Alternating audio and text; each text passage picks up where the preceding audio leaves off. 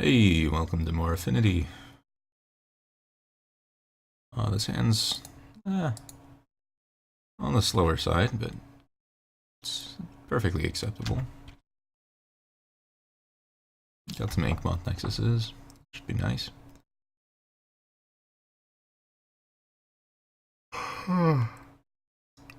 Hopefully this is a matchup where Galvanic Blast actually matters.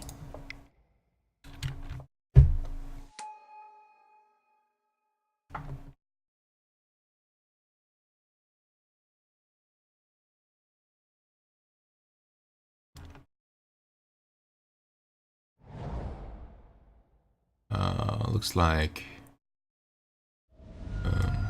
Titan Shift probably. Yeah.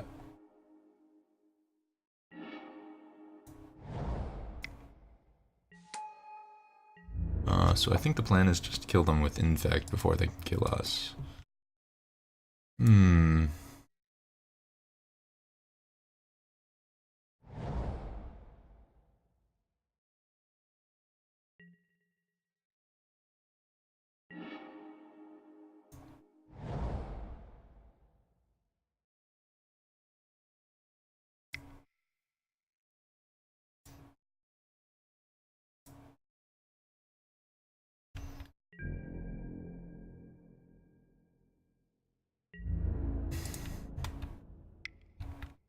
If I play the Steel Overseer, I think I have lethal next turn, or close to it.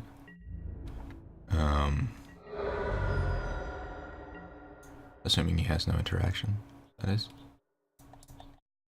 Let's see. Play Steel Overseer next turn, attack for 2 Inkmoth Nexuses, both getting pumped by the Signal Pest and the Overseer, so both are doing 3.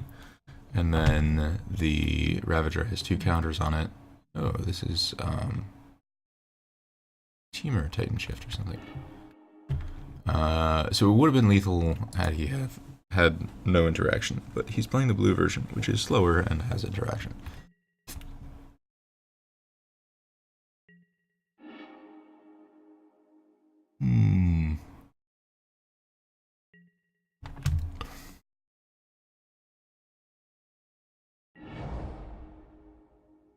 It looks like he's setting himself up for Cryptic Command.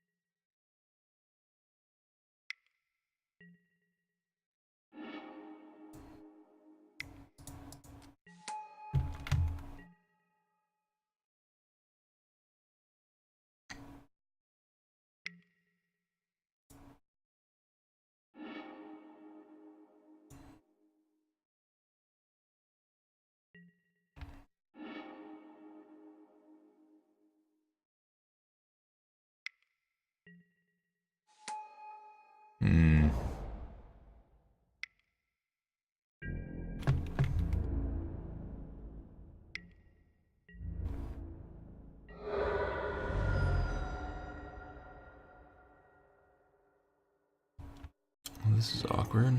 This is a lethal.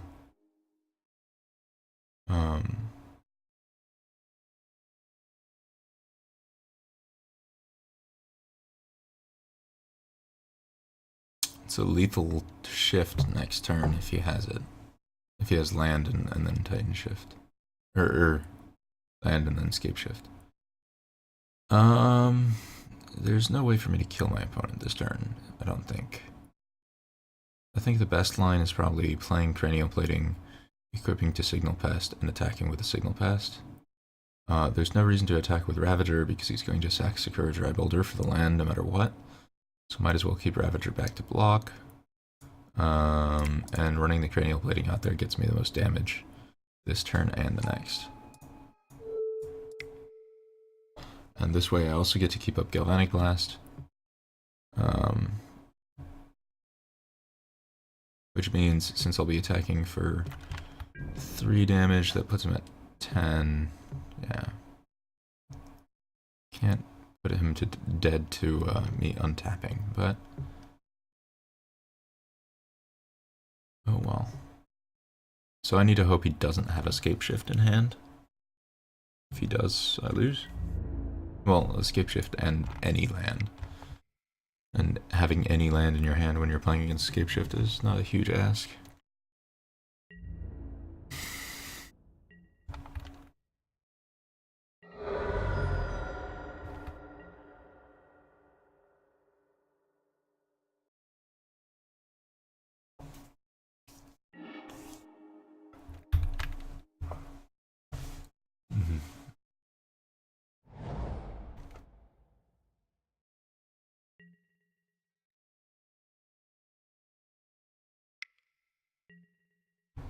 Secure a Tribe Elder, so that's a land, and now all he needs to do is sacrifice it for land, or not even do that. All he needs to do is cast Scapeshift and he wins the game. He gets 2 Velicoats, 5 Mountains, and does, you know, enough damage.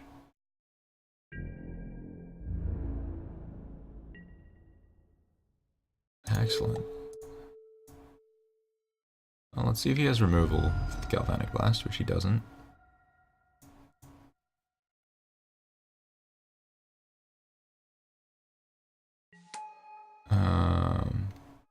Yeah, now I think I just play Ravager, animate a Blink Moth, and attack with 2 2 air-based threats. See what he does with his mana. He needs something. Oh shit. I just played into Cryptic Command really hard. Oh, well, he has an Impulse. Should I have played around Cryptic Command? Yes, because I'm more afraid of Cryptic Command than Lightning Bolt because I have Ravagers. Yeah, in that situation, what I should have done is, this is a deck that plays Cryptic Command, so to play around Cryptic Command, leave the Blink Moth Nexus untapped, put a stop at the beginning of your combat step, so if he plays Cryptic to tap your creatures, then you can let the Cryptic resolve, animate the Blink Moth Nexus, attack with it, and then Galvanic Blast or shift over Ravager counters. It wouldn't have affected if it wouldn't have an effect if he did tap bounce on, like, tap your creatures, bounce the Ink Moth Nexus, but that would mean he would have to do that mode instead of the draw mode, which might prevent him from drawing into his Scapeshift. Anyways, when you suspect your opponent has Cryptic Command, if possible, leave your lands unanimated if you're still having lethal, which I would have. Okay. Well, against a Scapeshift player, I want Blood Moons, because I want Blood Moons against them. Also want Thoughtseizes. Galvanic Blast, I don't care for. Okay. So this is how I sideboard against regular Scapeshift. How do I sideboard against the blue version? I feel like they're playing the more control-y role. But I also don't know if I care for having Etched Champions against them.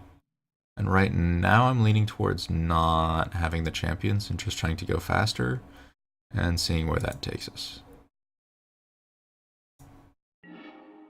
Let's hope this works. I think the blue version is probably a little bit scarier than the red-green version, just because the blue version has more interaction and ways to deal with the Blood Moon. Because the red-green version just kind of dies if you cast a Blood Moon. He mulligans, which is nice. So if I draw Mox Opal, Then I have a very explosive hand. If I don't draw a Mox Opal, then... Ravager's fine, I suppose.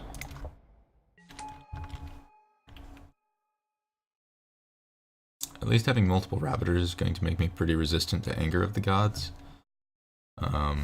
Since I'll just load up a Ravager.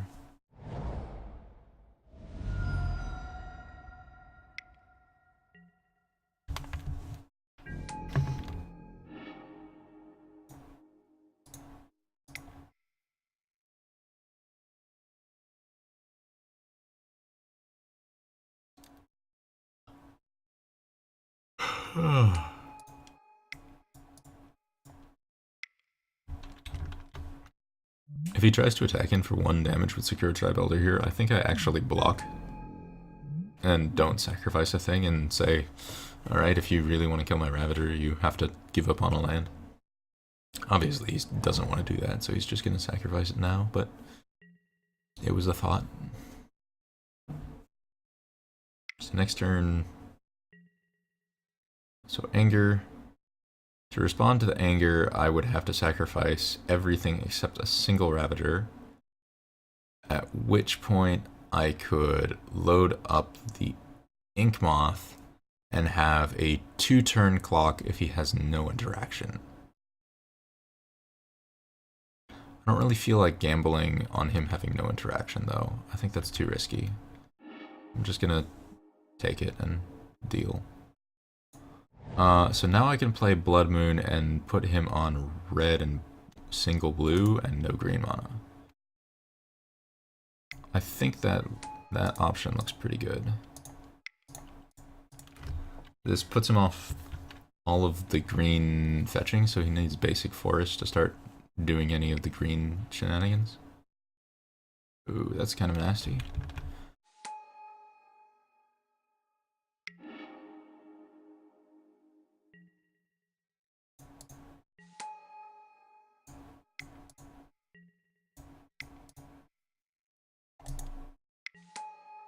And now I'm just going to eat the Citadel to put the Ravager outside of Staticaster range. And I have a backup Welding Jar. And now, hopefully he should be relatively locked out of the game, where I still have a Ravager that will have a plating bashing. Opal is more artifacts to eat to Ravager and Pumptic Cranial Plating, so that's not even a bad draw.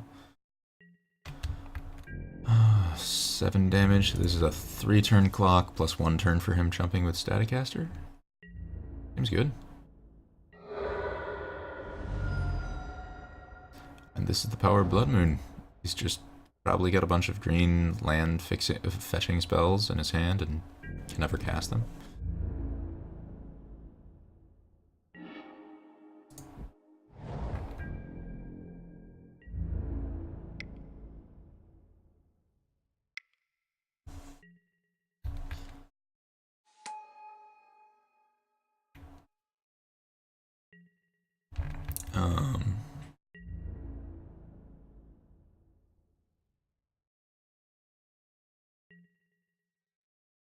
So I eat the Springleaf Drum.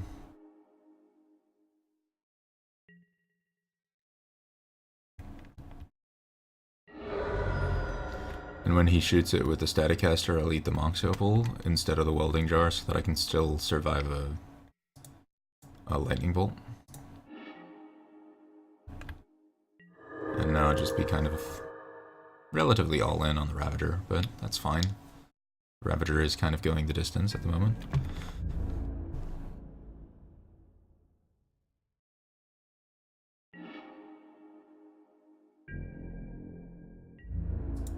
Running out the Steel Overseer just dies to the Staticaster and it doesn't affect the clock in any way, so I'll save it in case he can do something weird.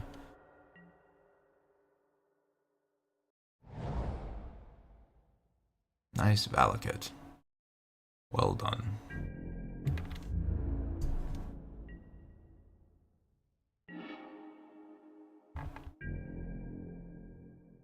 So now I attack, he's forced to jump with a Staticaster and I can play the Steel Overseer.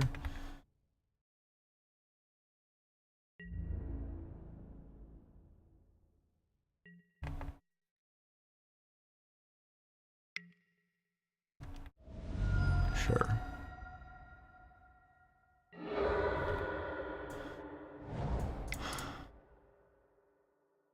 The reason I'm playing out these Nexuses is one of the easiest ways for him to come back into the game is killing the Blood Moon, at which point I want to have my Nexuses without Summoning Sickness. And there's not a whole lot for me to bluff since I'm only on red mana. Alright, there we go. Blood Moon is amazing against shift decks. Who would have thought?